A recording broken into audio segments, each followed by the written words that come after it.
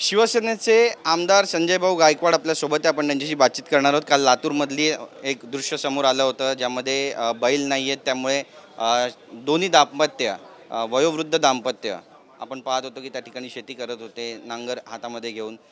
कसं पाहता, ही दुर्दैवी घटना म्हणावी सगळी, आणि आता समजतंय की सरकारकडून पण मदत केली जाणार आहे. तुम्ही स्वतः पुढाकार घेतलात, काय म्हणाल?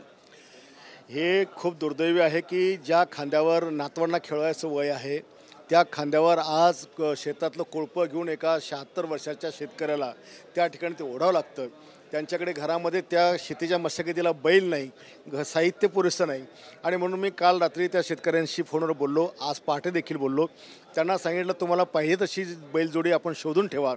मी शनिवारी तिकडे येणार, त्या बैलजोडीचे पैसे मी पेड करणार आणि ती बैलजोडी त्यांना देणार.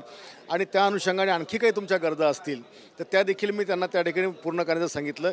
तिथले आमचे तालुका प्रमुख, तिथल्या कार्यकर्त्यांनी सांगितले की त्यांना जाऊन भेटा, त्यांच्या काय काय गरजा असेल ते मी शनिवारी सकाळी 10 ते 11 वाजेपर्यंत त्यांच्या हळदवाडी कुठलं गाव ते त्या गावामध्ये मी पोचणार आहे आणि बैलजोडी त्यांना देऊन आणखी काय मदत लागेल ती करणार आहे. टीका टिप्पणी होते, शेतकऱ्यांची थट्टा केली जाते, शेतकऱ्यांच्या गरजा पूर्ण केल्या जात नाही सरकारकडून, विरोधक पण आक्रमक होत आहेत, आणि अशा सगळ्यांमध्ये तुम्ही स्वतः पुढाकार घेताय, मदत करताय, काय म्हणाल? बघा, मी हे दिवस पाहिलेले. मी सुद्धा म्हणजे आमचा एक बैल मेला होता तेव्हा मी सुद्धा खांद्यावर ते जोतं ठेवून मी काम केलेलं आहे. त्याच्यानंतर बैलजोडीला पण मला एकदा मी एक बैल आणि मी पण काम केलं आहे. त्याच्यामुळे शेतकऱ्याचे दुःख मी जवळून पाहिलं, कारण मी स्वतः हाडाचा शेतकरी त्याच्यामध्ये आहे.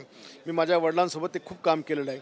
त्याच्यामुळे शेतकऱ्यांची चेष्टा, शेतकऱ्यांची निंदा, शेतकऱ्यांबद्दल असं कोणीही विधान करू नये की जेणेकरून शेतकऱ्यांचं मनोबल खच्ची होईल किंवा त्याची विटंबना होईल किंवा त्याचा अपमान होईल.